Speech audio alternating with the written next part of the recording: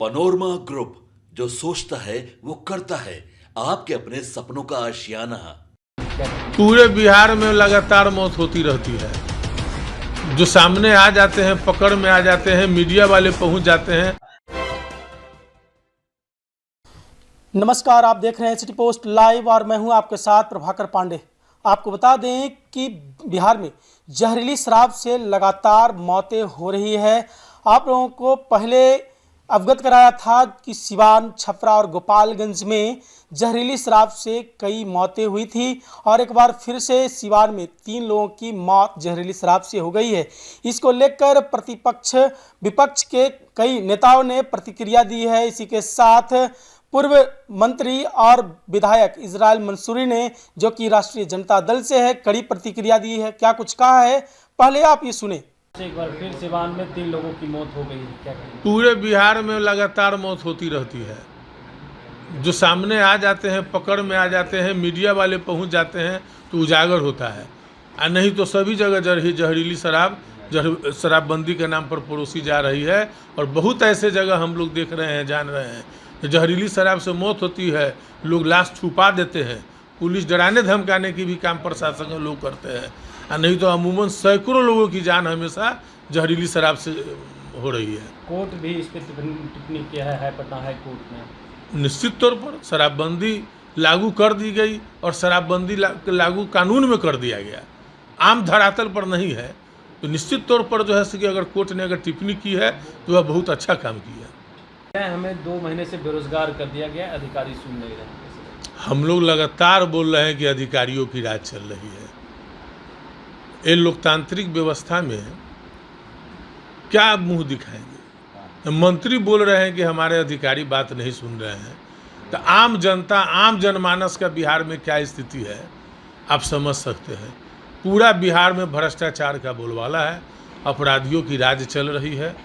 तभी तो मंत्री इस तरह की बात कर रहा हो, ये बहुत ही खराब है। ये लोकतंत्र की हत्या कही जाएगी। राष्ट्रीय जनता दल के पूर्व मंत्री और विधायक इजराइल मंसूरी ने कहा है कि बिहार में जहरीली शराब से कई मौतें होती है, लेकिन उस मौत का पर्दाफाश नहीं होता। यदि वहां पत्रकार पहुंच जाते हैं तब उस मौत की घटना की खुलासा होता है, और यदि नहीं पहुंचने पर प्रशासन यूं ही जला देते हैं, कोई सूचना नहीं मिल पाता है। उन्होंने कड़ी प्रतिक्रिया और आरोप लगाया है सरकार पर। उन्होंने कहा है कि नीतीश कुमार ने जिस तरह से शराबबंदी किया है, यह सिर्फ कानून में हुआ है, धरातल पर शराबबंदी नहीं है। और कोई जहरीली शराब से तो आए दिन मौत होती ही रहती है, लेकिन वो मौत की सूचना हम लोग के पास नहीं पहुंच पाता है। यदि वहाँ कोई पत्रकार पहुंच गए तब वो सूचना हम लोग के बीच में पहुंच पाता है, और यदि नहीं पहुंचते हैं तो प्रशासन के द्वारा उन लोगों को जला दिया जाता है। कई मौत ऐसे भी हैं जिनके लाश को गंगा नदी में बहा भी दिया जाता है। इस तरह के आरोप लगाते नजर आ रहे हैं।